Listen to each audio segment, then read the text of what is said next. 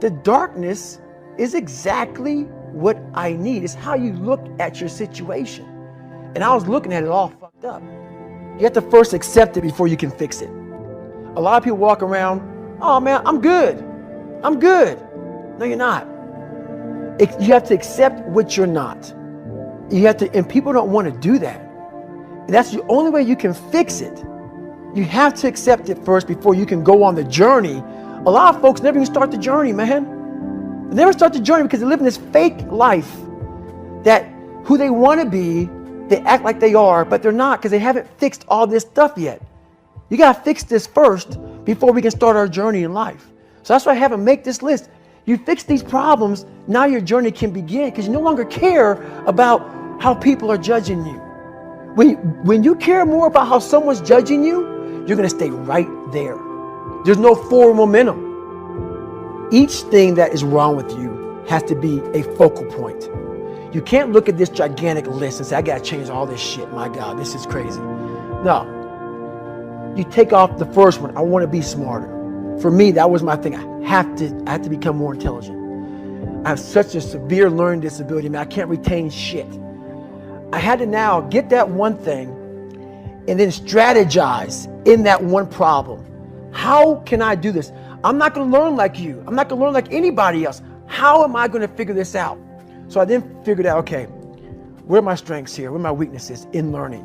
All right, man, how am I going to do this? And I figured out a way to do it by just strategizing. So how I learn to this day, if I have a big manual to study, I will have to get a bunch of spiral notebooks from the daggone store. I have to write each page out, maybe 10 times.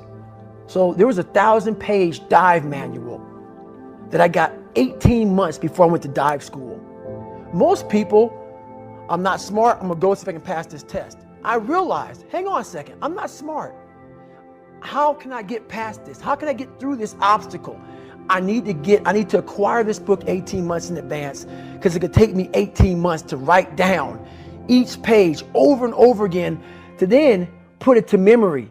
So when the question came up, I had written that question so many times down on paper that I can recall, okay, page 71 was where I remember seeing this, and I can recall it that way. And that's how I did it. So you got to strategize on each problem you have in life. Slowly break down that problem. Don't think about all the problems you have, just one at a time.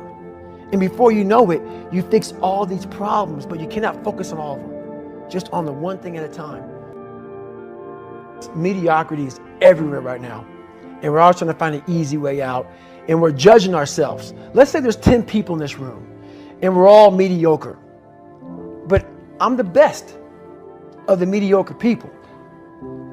I now think I'm great. I'm great.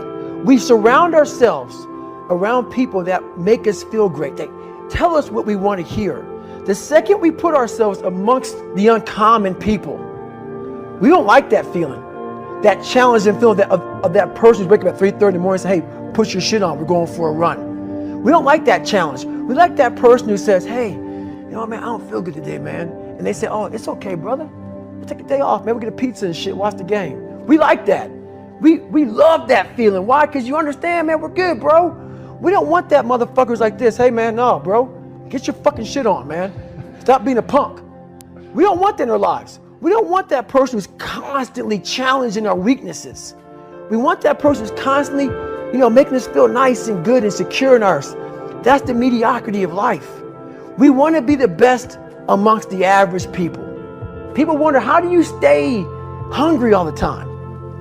Because after I accomplish something, I don't sit back like a lot of guys who graduate buds, graduate this, graduate that. They get comfortable. They wonder why I'm getting weak, man. I don't know, I lost my edge. What's going on? Because once you hit the top of the fucking mountain, guess what happened? I'm good. I'm good. So you wonder why you're falling down now. Because once you reach the top of the mountain, you got to build a fucking another one. There's a lot of people in mediocrity who have a nice resume, but they're one-timers, man. They hit a one-time deal. They busted it open, got a lot of money, but they're good. You're mediocre now, man. What are you fucking doing today, tomorrow, the next fucking day?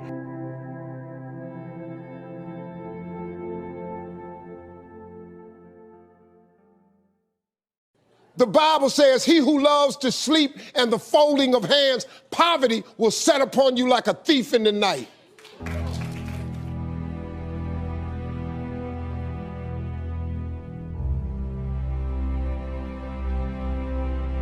Fun, but so it started off 4 o'clock in the morning where I'd start with my cardio, then I'd have breakfast, and then I would go to the gym, and then I'd go to work.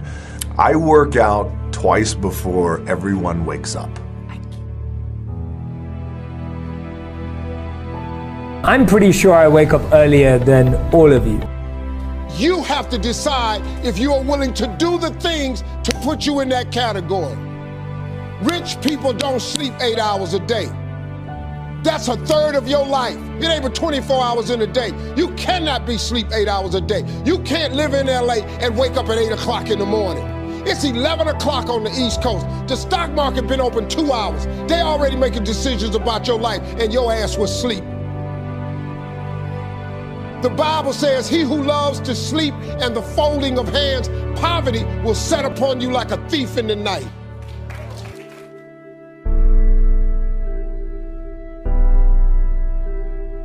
If you do what is easy, your life will be hard. Complain, point at your circumstances, give up your power, blame the government, blame the economy. If you do what is easy, your life will be hard. But if you do what is hard, your life will be easy. It's hard to make a radical change in your behavior. It's hard to take ownership. It's hard to swallow the bitter pill that wherever you find yourself, at some point in time, you made an appointment to be there. And then they asked me, well, why are you up so early? He told the guy, he said, when you want to succeed as bad as you want to breathe, then you'll be successful. Some of you love sleep more than you love success. And I'm here to tell you today, if you're going to be successful, you've got to be willing to give up sleep. You got to be willing to work off for 3 hours of sleep, 2 hours. If you really want to be successful, some days you're going to have to stay up 3 days in a row. Because if you go to sleep, you might miss the opportunity to be successful. That's how bad you got to want it. You got to go days without, listen to me, you got to want to be successful so bad that you forget to eat. Again, we don't sleep when we're tired, we sleep when we are. So don't tell yourself you don't have time. Just say it's not important. And maybe it isn't, and that's okay. But if it is, make the time to get it done.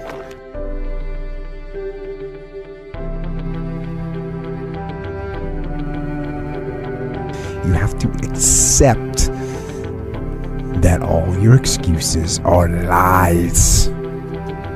They are lies, all of them. Think about the things that you tell yourself, the lies you use to rationalize taking the easy road. Taking the easy road and leaving discipline behind. Think about them. And there's so many scientists, thinkers, CEOs who all believe in waking up early. Here's just a few of them. Apple CEO Tim Cook wakes up at 3:45 a.m. every single day. Michelle Obama, she's working out by 4:30 a.m. Shark Tank investor Kevin O'Leary wakes up at 5:45 a.m. every day. Richard Branson wakes up at exactly the same time. And even after leaving being a monk, I've been waking up between 5 and 6 a.m. every single day. And there's so many more examples of people who wake up super early. And this is why we do it. It tells us that every day we have a fresh, new opportunity to invest our time wisely. We get a new set of time to choose to grow, to evolve, to improve as people, to invest in the things we believe in, to use with the people that we love and cherish and care for. Every day we have 86,400 seconds for us to use just how we like it. Now, the reason why we decide to wake up early is because then you have more time. If you're sleeping for most most of that, maybe you get 50,000, maybe you get 40,000. The point is that the more you're awake, if you've slept effectively, you have more time to develop yourself and what you really love doing. You have more time to work on your goals, more time to work on your aspirations, and more time to create a healthy, positive life. And there's a great quote that I love that goes, the trouble is you think you have time. So if you want to know the value of 1 year, speak to someone who just failed their last year at university or college.